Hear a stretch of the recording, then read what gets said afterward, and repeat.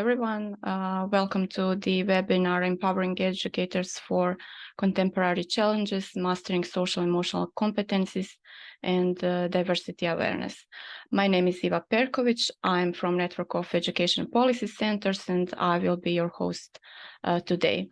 So this webinar is one of the activities implemented within the project called Hand in Hand, Empowering Teachers Across Europe to Deal with Social, Emotional, and Diversity-related Career Challenges. And the focus of the project is teachers' well-being and supporting the development of teachers' social and emotional competencies, as well as their diversity awareness in order to empower them for the complexity of their everyday working life, and also to enable them to deal flexibly with the new challenges. More information about the project is available on the official project web page. I will now share the link with you in the chat. And what is our focus today? It is actually the essential part of the Hand in Hand project, and that is Hand in Hand program. The program that has been implemented in the 5 countries, in Slovenia, Croatia, Sweden, Austria, and Portugal. And here with us today are the authors, of the program. We have here with us Heidi Berg Nielsen from the Danish Center for Mindfulness at the Aarhus University. Heidi is authorized psychologist and MBSR, or mindfulness-based stress reduction trainer. She's also trained in integrative Gestalt therapy and acceptance and commitment therapy. So welcome, Heidi. We also have here with us today Helene Dahlström from Mid-Sweden University. Helene holds a PhD in education with special focus on multiliteracies, inclusive education, and also diversity in the classroom. Welcome, Helene, as well. And also here with us today is Helle Katinka Gøtzsche, also from the Danish Center for Mindfulness at the Aarhus University. Katinka holds Master in Psychology and Dramaturgy, and she's also a mindfulness-based stress reduction trainer, and she has also a lot of experience in training both children and adolescents, student teachers, as well as teachers. So welcome, Katinka, welcome all. Thank you for joining us today. Our discussion today will focus actually on the key concepts that were addressed in the Hand in Hand program that are related to empowering educators, such as stress management, mindfulness, diversity awareness. And you will also have the opportunity to hear about the experiences from the practice and to test some of the exercises with us today as well. So to start from the beginning, as I have already mentioned in this short introduction, Hand in Hand project is focused on empowering teachers for complexities of their everyday working life. And Hand in Hand program is actually the essential part of that. So can you tell us more about the program itself, and what is actually the aim of the program, and how does it connect to the teacher's well-being? Yeah, thank you, Iva, and thank you for inviting us, and thank you for being here and seeing all these people. So really, the aim of this program, or the start for this program, was to empower teachers. It says that in the title of the program, but it was really to empower teachers, and to address and to focus the challenges, and also acknowledge the challenges that teachers are meeting in their everyday life. And very often when you are doing professional development for teachers, they are very concerned about how can they do this with the children. So we wanted to really focus on the teacher, and saying that they didn't, in the first time, they didn't need to think about what to do in the classroom. This was only for them. And our thought was that, of course, that would somehow come through to the classroom, if you can say it like that. So we have this sentence that we have built our program on, that is, the classroom of today can be seen as society of tomorrow. And that is a Swedish professor, Mattsson, that has said that. And he focusing on this importance of learning, learning teachers and students to be with each other. And in the classroom, that is actually the citizens of tomorrow. But at the same time, you can also say that actually today's classroom is also mirroring all the challenges that you are seeing in the society. And these challenges, the teachers they are meeting these challenges every day. So you can say teachers meet society's challenges, and they are supposed to deal with them and to maybe not solve them, but anyway, they are facing them every day. We have a health crisis. Many children and young people are really facing serious mental problems, and that is in the classroom every day. Teachers, even though they might not be educated for facing these troubles, they are meeting these challenges or problems every day. And actually, a lot of surveys also shows that teachers themselves are stressed. And they are meeting other challenges like new classroom with a great deal of diversity that might not be something they've learned to deal with when they were educated as teachers. So they meet a lot of challenges, and they are somehow supposed to do something about it, without necessarily to have the capacity or the competences or be trained in the competences to deal with these challenges. So that was a starting point for our program. And we used to sort of, to build the program, we used as a framework the causal definition of social and emotional learning. And then we added diversity awareness. So we wanted to enhance social and emotional competences plus diversity awareness. And you can say that social and emotional competences, that is a mixture of both being aware of yourself, being able to manage and regulate yourself, as a way of being in a relation and being in the classroom socially with other people, so that you know, what do I bring as a teacher into a situation? What are my biases? What are my concepts? What are my emotions at the moment? And how do I need to take care of these own issues, so that they are not, so they are not having not a good impact on the relation with the students. Because when you have a bad relation with students, it comes back to the teacher. It's really hard for the teacher to not being able to be in good relation with children. So this issue about being aware of yourself for the sake of being with others, that is actually the important framework of our program. And we also had this starting point that was that it is not about learning about these things, it is about embodying. And because if you ask teachers, almost everybody will say that relations are important. And if you ask about well-being, many people will say that, oh, it's really good to, when you have been in a stressful period of your life, it's really good to stress down and to take pauses, and it's really good not to bring your cell phone with you when you sleep at night. But even though you know it, it's not necessarily you don't necessarily live up to these knowledges. So we wanted to do something that was more of a training than a knowledge teaching, if that makes sense. Yeah.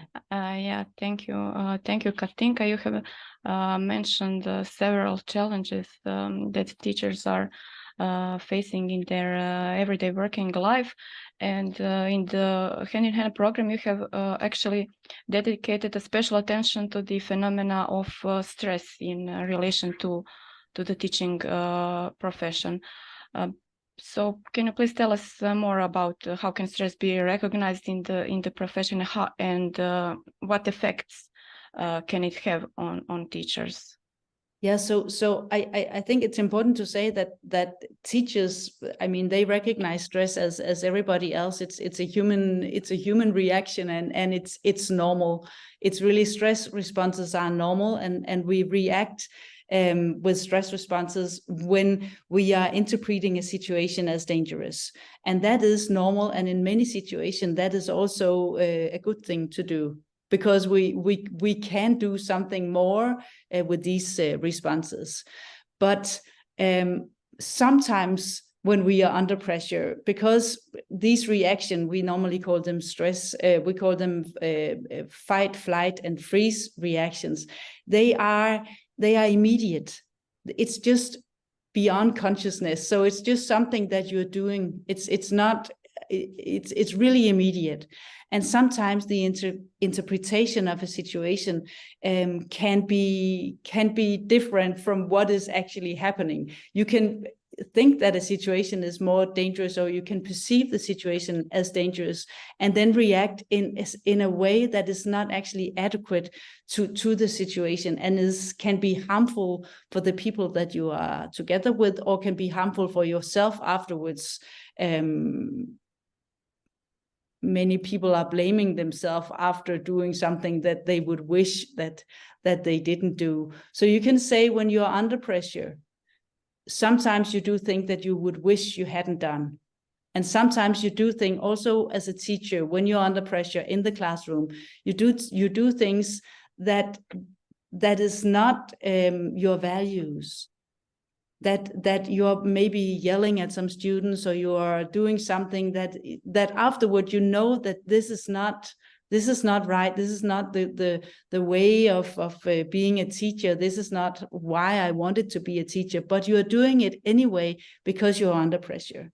And teachers, I mentioned it before, there are a lot of outer issues that make the teacher profession a challenge profession. But you can also say, in itself, it is a stressful situation to be together with 20, 30 children in a classroom, wanted to teach a certain content, and children from many different places, and they are put together, and I mean, it's really relational work, and that can be very stressful. So I guess they are somehow more exposed to stress, because teachers are always in relations, and that's why it can be really important to remember these pauses, and to do something that can lower the stress level. Yeah. Thank you, Katinka. You have now mentioned several interesting points, especially this about the relations, and how actually this bad relations or situation come back to the teacher. So we can say that this affects the classroom dynamics and the relationship with the students, and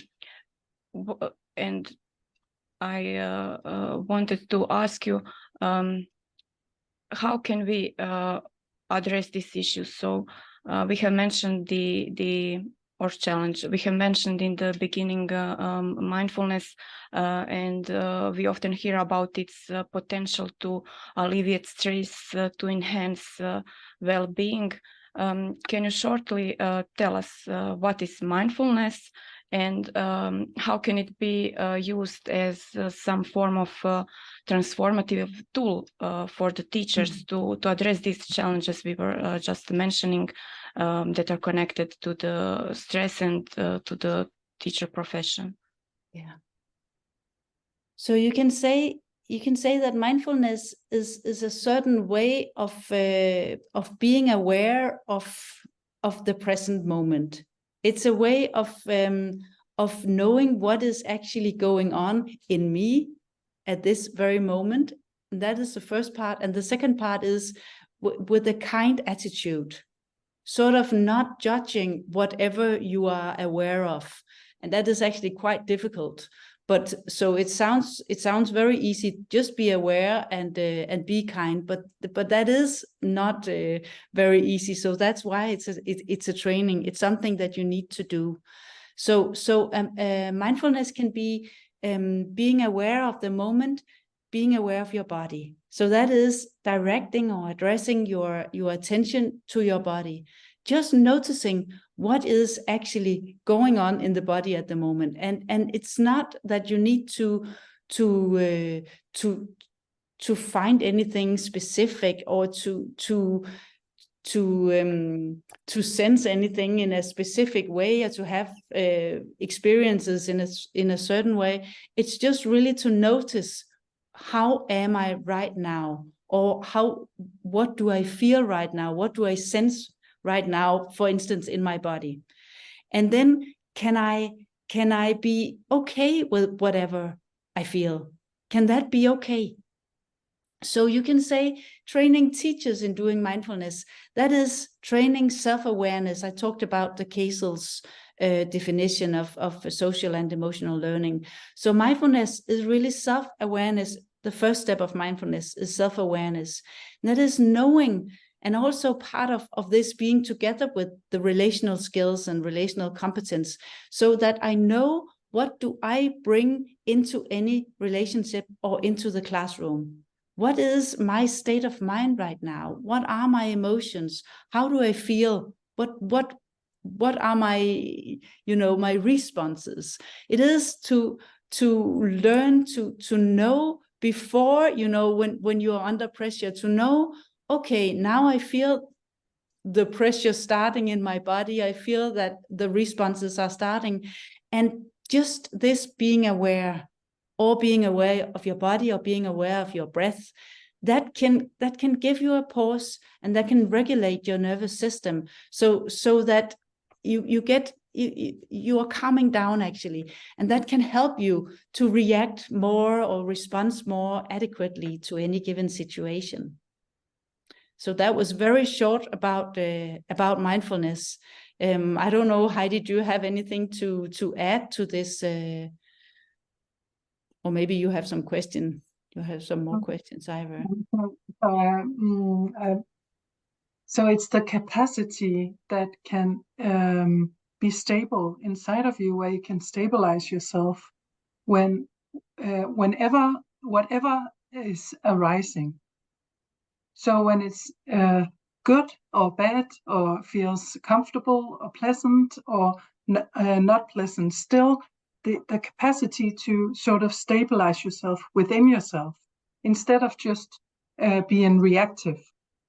And the problem, like you are saying, Katinka, is our reactivity when we are going on autopilot, and it's our instincts when we are under pressure, and we just sort of react out. And so you can train the capacity to be more stable within situations where there is also more pressure on you, and you are a bit stressed. And that's a good thing when you're working with children, because then you don't get so reactive towards the children, which is coming back to yourself, as Katinka said. So yeah. So thank you. So I just want to add to what Heidi said, that it's also the capacity to be with sensations that are not necessarily nice, that you can actually be in a room with with something that is not feeling nice. And everybody, they want to get rid of uncomfortable feelings. You don't want to sense something uncomfortable. You don't want to be with that. So mindfulness is also an investigation of what is actually this unpleasant sensations or feelings, and is it possible to be with it? And it's not, it's not that you just have to cope with everything, but it's to not reject it immediately, but to actually notice, okay, how do I feel? What does this unpleasant sensation actually feel like? And can I actually be with that for just a moment? Or do I need to mark a border or something like that? Because normally when we are feeling something unpleasant, we will blame someone else. Why did you do that? Why are you making me feel so bad? Or you're blaming yourself. Why didn't I do it better? Why didn't I prepare better? Why didn't I? A lot of things. So the training is actually this, okay, can I be with it? Can it be okay? And it's not anyone's fault. It's just the way it is. And how can I react in an adequate and good way from that sensation or attitude? Thank you, Katinka and Heidi. I find it really relevant for this context. We are talking about teacher profession, how actually I have to be okay and stable to bring that into the relationship with the students that I'm teaching. But what is also interesting for me as well is, as you are coming from the Denmark, and I know about your systemic actually support in your country for using mindfulness as a method of supporting mental health. So it is in this wider perspective involved. Can you tell us more about it, please? Yes, thank you, Eva. So mindfulness meditation is like a 1,000-year-old method for reducing the universal human suffering and also improving mental health and well-being. And Professor John Kabat-Zinn, he was like, he wanted to sort of roll it out into the Western medical schools and medical health systems, so that it could help and relieve suffering from. There's someone is talking. No, that's okay. So he wanted to sort of roll it out and make it an opportunity for many people to sort of use the methods out of a religious context, if you would say so. And therefore he got permission to sort of try to put it into a program of 8 weeks and see if it was something that could help people at the hospital in Boston. In 1979 he started, and so he wanted to use the ancient methods and integrate it into the modern medicine and offer it to everyone across the religion and culture, and instead aim for the common human suffering. And he also wanted to investigate it with the Western research methods. So when we are talking about mindfulness and evidence of the effect of mindfulness, it is often referred to mindfulness-based stress reduction, which Professor John Kabat-Zinn was the one who made. And in the beginning of the 90s, he began to study the effect of it in different contexts. And so there are many things that it has been investigated towards across of problems, if you would say so. So the program is a diagnostic program. So you can use it towards many different issues of suffering and problems with human suffering. And so we know now that it helps in reducing stress and anxiety, depression, and chronic pain, and many other different issues. And it also increases well-being and the quality of life. And at the Danish Center of Mindfulness at Aarhus University, we are currently having programs with different target groups. For example, we have a project with young people who experience loneliness, and a project of children and young people with diabetes and their parents, and also a project of maternity on a maternity ward for mentally vulnerable pregnant women, which aim for a good start for the baby and for the mother as well. And furthermore, we also are working with veterans and mindfulness in the workplace and for people who suffer from current depression.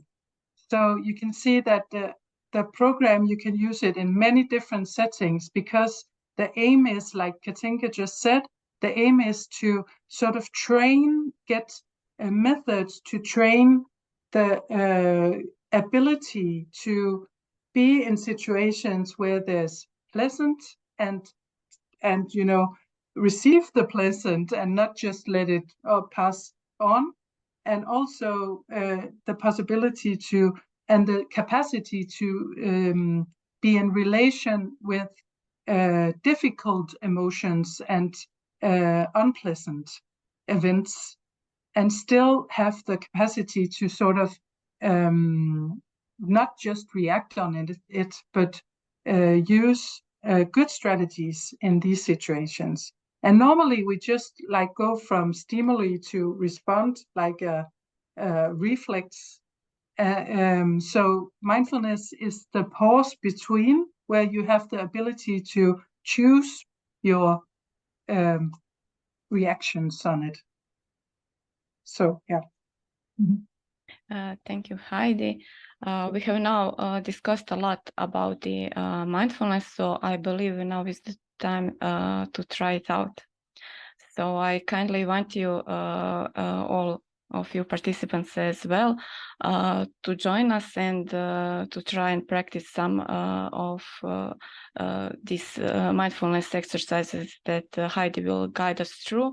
If you feel more comfortable, you may turn off your cameras, or if you wouldn't like to participate, you can just listen in and see what it looks like. Thank you, Eva. So we can start by just sort of looking around, seeing where you are in. Maybe it's a very common room, you know very well, but still just orientate you just around the room. And then get seated in a nice posture where your feet are on the floor and your back is upright without being too upright, but in a relaxed way. And then you can maybe stretch, just sort of make a stretch that would be nice for your body right now. Many of us have been sitting for many hours now. So just sort of sensing the body and what the body would be, what would be nice for the body to stretch or move. And then settling in on a chair or on a cushion, or maybe lying down if that's best for your body right now. And you can close your eyes if it feels comfortable, or you can just letting the gaze go down. So sort of unfocused.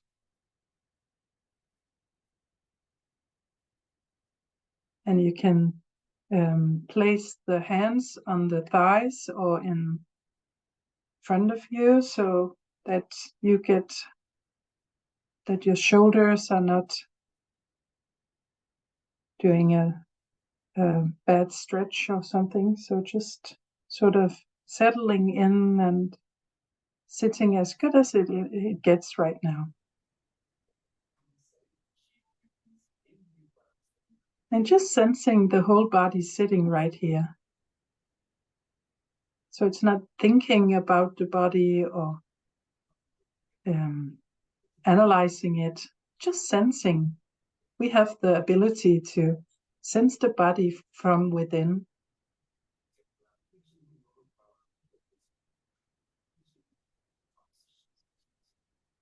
Sensing the feet, contact with the floor. Maybe you have shoes on and the feet are in contact with shoes, maybe not.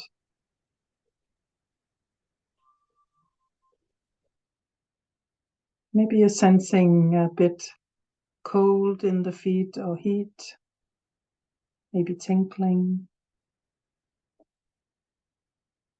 So it doesn't have to be in any fixed way, and everything I am suggesting is suggestions. So invitations to sort of just sense your feet right now. And your legs. And the posture of your legs. So that you know where they are.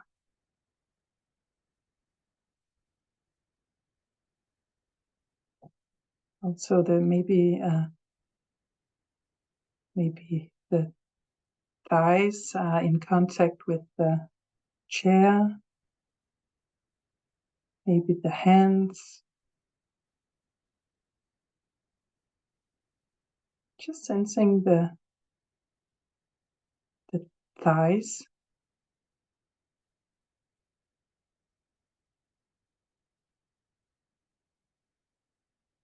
And your buttocks. Contact to the chair or wherever you're sitting.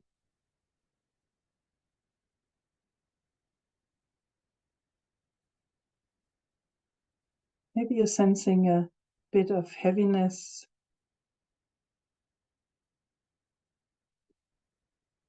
Our body is drawn towards the earth.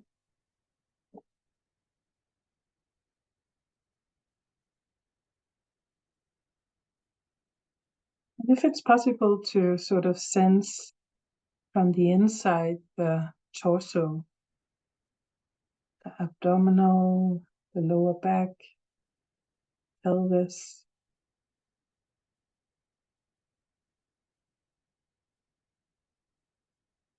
whole back, chest.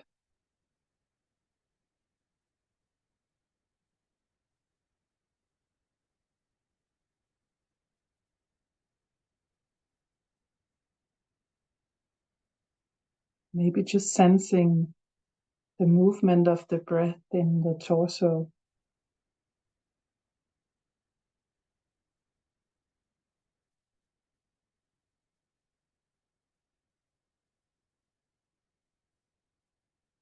And both arms and hands.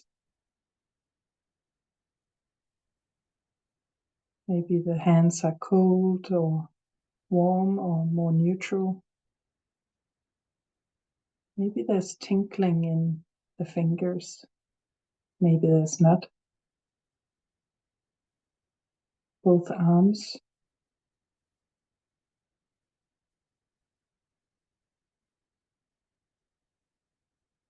And the throat and the neck.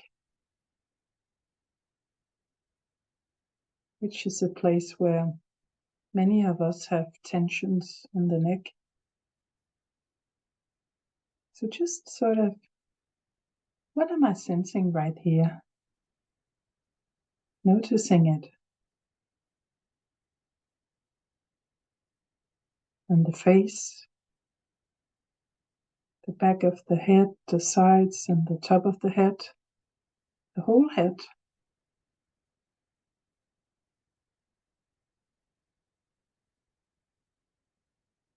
And if it's possible to sort of expand the attention to the whole body sitting right here. From the soles of the feet until the top of the head. Whole body. The body as a whole.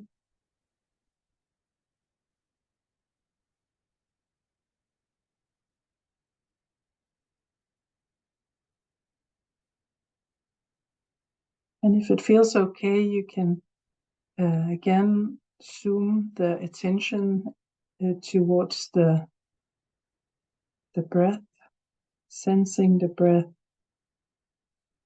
where it's most vivid, maybe in the stomach, maybe in the chest, maybe at the nose, the nostrils.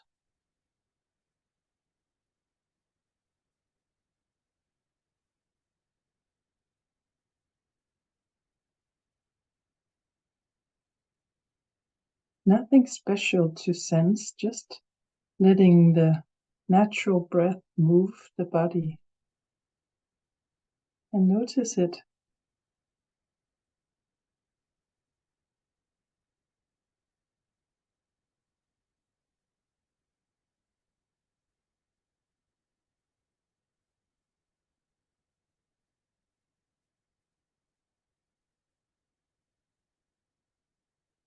And when we're sitting here noticing the breath, the attention will get distracted.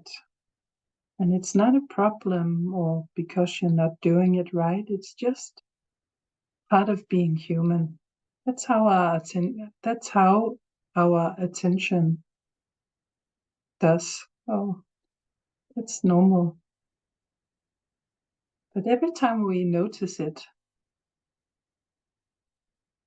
we can just mentally inside say, it's okay, it's not a problem.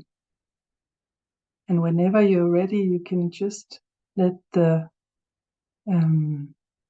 breath be in the foreground of the attention.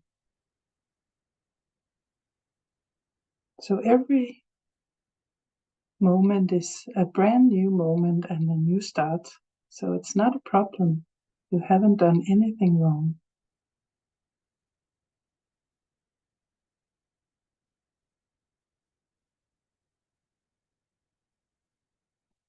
And sometimes the attention is very distractible and getting distracted all the time.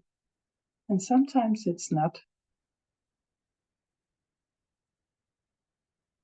And it's normal, both of them.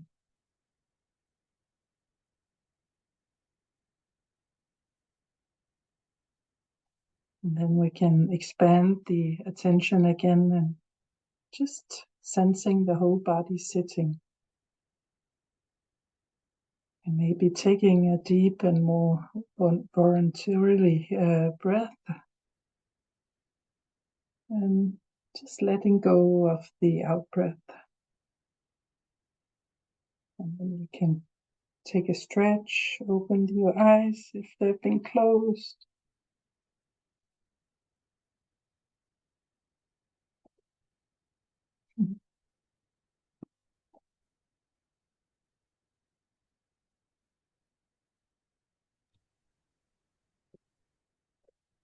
Thank you, Heidi.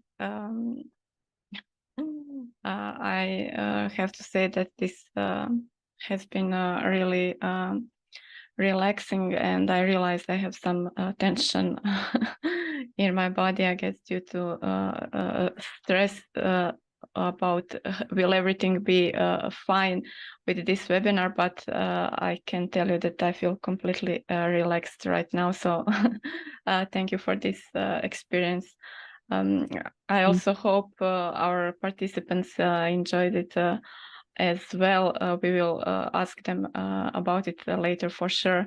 We have one more really relevant area we would have to discuss today about our program, and that is actually connected with this claim that we often hear that the task of the educators is to foster an environment where students from diverse backgrounds, experiences, and perspectives can thrive. While on the other hand, we often hear that classrooms with students of diverse backgrounds, experiences, needs, and perceptions are perceived as one of the sources of the stress in the teaching profession. So Helene, can you tell us more about how did you approach this statement in our program? Yes, thank you, Eva. And as Katinka started to talk about when talking about what the aim of the program and everything, she said this, that to being a teacher is a very complex. It's very complex because the classrooms are, you're having the students you have in your classroom, and that may be for many teachers a very diverse group of students, diverse in the sense of many dimensions of diversity, such as ethnicity, such as age, such as how you function, how your body function, how your mind function, and everything. And we think that it's about understanding that group of students and understanding the group of students, and also understanding the world we're living in much better. And that's why we introduced the concept of empathic curiosity in the program, that because we think that if we being able to live together in the classroom or in the society, we have to understand each other, and we have to be curious about each other. And also with this diversity awareness, we wanted to start with the teachers themselves, as also in mindfulness, you start with yourself, trying to understand yourself better. And we had like exercises to reflect upon how you see what is diversity to you, and where does it come from? Why do you think like this about diversity, and who has influenced you in your life, and so on. And then we want to introduce to teachers also this being interested and curious about each other, so that they can understand all the students, and then that they can do this also with the students in the classroom. Thank you, Helene. I have to ask you also about one of the exercises from the program called emphatic listening. Can you tell us more about it, and about its potential to actually create the environment in the classrooms where students feel, both students and teachers feel valued, heard, and respected?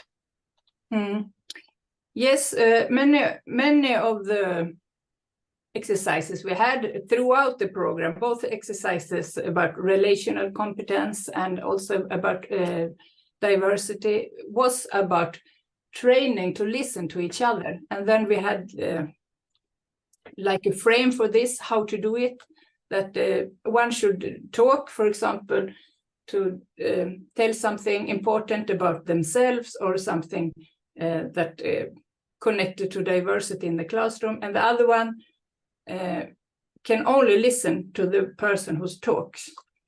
And then the person who talks can feel that they are important. Someone are interested in me, and they want to listen to what I'm saying. And the other person are only occupied with understanding what is this person talking about.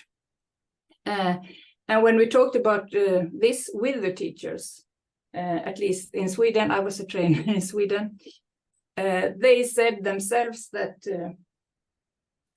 after a while, after training this for almost a whole year, they realized that this can be used as a tool to make classrooms more inclusive for all students, because when students do this to each other, they can be interested and hear things about mates that they don't talk to otherwise. So they saw this as a tool to be more inclusive in the classroom, and also with they tried to use it with the parents, to listen to the parents and not only talking themselves, but also trying to understand, for example, the parent, what they said before they said something. Thank you, Helene. Unfortunately, we don't have more time to test this exercise out, as well as we are getting close to the end. I have only one more question for you, and of course that question is related to the feedback from the participants of the program. So you mentioned you were a trainer in Sweden. Can you tell us what are your impressions? What are teachers' impressions? How do they actually react when they enter the program? What was perhaps most useful for them? Yes, we had this program for 1 year, and then we had also we talked with them, of course, the whole time, and did some interviews, and also my impression is that the most important things that teachers took with them was this using mindfulness as a tool, learning how to the importance of taking breaks, and maybe learning how to breathe and thinking about things before acting, not just reacting, but acting more consciously. And also this thing about empathic listening. From the beginning, in the beginning, teachers in Sweden, they thought these exercises were very hard to do, just listen and not talking and trying to solve things for those they talk to. But we kept on trying this, and after a while they said this was the best thing that they can take with them, and they could use it for themselves and in the classrooms, and also in their private lives, they said, with their partners at home, and they felt that they learned a lot from this. Thank you. Things mostly. Thank you, Helene. Thank you to all three of you for, I found this really interesting discussion. I hope our participants have enjoyed it as well, and hopefully they will now have lots of comments and questions and remarks for us and to share. So I kindly invite you to share your thoughts either by raising your hand or by writing it in chat if that feels more comfortable for you. Please let us know what do you think about all these experiences, knowledge shared from our participants today.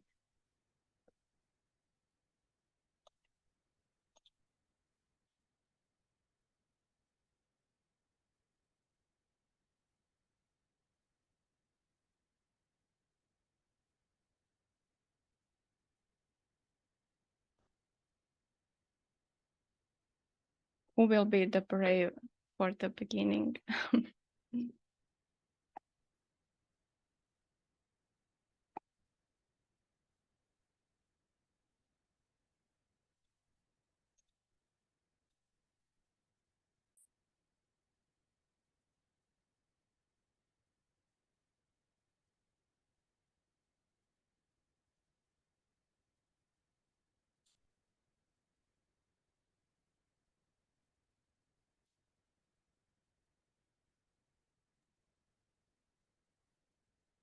Tina, go ahead.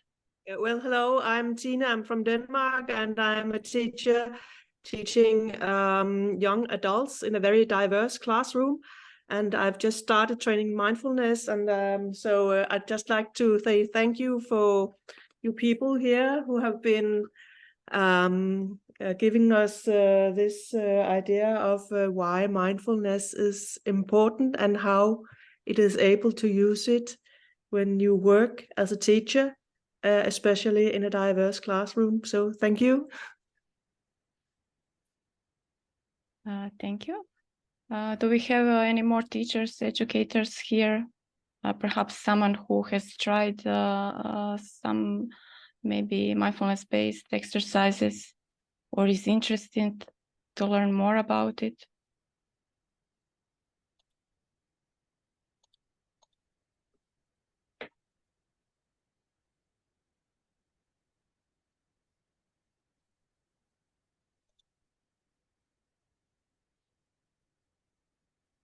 Perhaps not. I know there are some hand trainers here as well.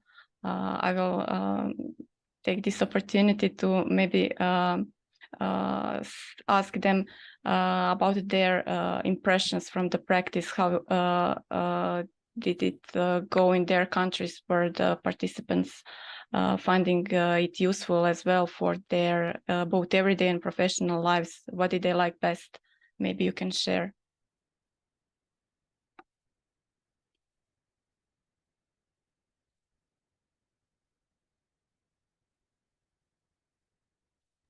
Anna? Hi everybody. I can share some thoughts. The program was really well accepted in Slovenia. Probably the things that they took, maybe teachers from the trainings, was this pause that Heidi and Katinka was mentioning, to rest a bit, or not to try to slow down in the everyday hurrying through the teachers' lives. I think this kind of comes to my mind as a first association. And I also like to stress the thing that Helene mentioned is really important, that maybe not all activities are the ones you fall in love with on the first sight, and it is really important to really try it out in different occasions, in different settings. And I think here in the project, we had the opportunity to really observe like what happens in a year long. A year is a long time. So our teachers really had the opportunity to try out the activities when they felt like it and when they didn't felt like it. So I think it's a good learning experience for us as a trainers and as a developers of the program, so to say, is that sometimes you just have to practice a lot, and then you see maybe the effects on the long term. Thank you for all your input. It was really interesting to hear. Thank you, Anna. Helene, you would like to add something? Yes, I just remember now when Anna talked about this things that you don't like from the beginning. It was also like this, the teachers, they were a little bit, they didn't like that this was not for their students and the children. From the beginning, they always asked, but what are we going to do with the children? How are we going to adjust this for the children? And they was a little bit irritated to us about this. But also this, in the end, they said, this was really nice, that someone thinking about us, the teachers. This program is for us, to empower us and for us to be better teachers or person, to cope with this in a better way. So that also is something they liked in the end. Thank you. Helene, do we have any more comments perhaps? Jelena, what are Croatian experiences?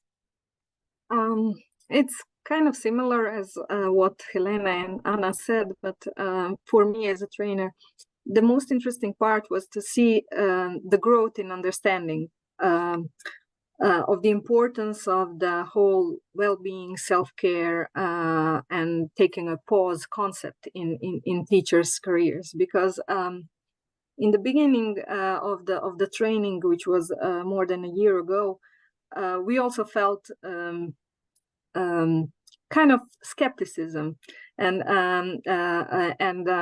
kind of we don't know what to expect attitude from the teachers. But then gradually we noticed most of them really understood from within why is this important to them, and that I would say that's evident from their sentences at the end of every day. They often said, we came here worried about losing another whole day when we have so many obligations waiting for us, but then in the end I'm glad I lost it, you know. So I think they understood the meaning of everything, not through books and through somebody's lecture, but through their own experience in living the training. So that was the most important and the nicest thing for me to experience as a trainer. Yes, thank you, Jelena. I hear from your experiences as trainers that it is actually for the teachers, let's say, hard to actually take a moment for themselves and to actually focus on their own well-being, as they are usually more focused on students and the learning process. I would just try to also point out something that I think Katinka mentioned at the beginning, that it is actually the training program. It was actually more than just the learning. It was about embodying all these concepts and developing skills, which was sometimes challenging, but in the end, as far as I hear from you, it was really useful for them, both for their professional, but also for their everyday life as well. I'm not sure if maybe we have some more questions or comments now. If not, then I will thank you all. Thank you, especially Heidi, Katinka, and Helene, you for joining us and sharing your experiences and knowledge with us. Thank you all participants also for joining and listening in, and also thank you hand trainers for this short reflection at the end. I will only, for the end of this webinar, wish you a nice rest of the day and take care.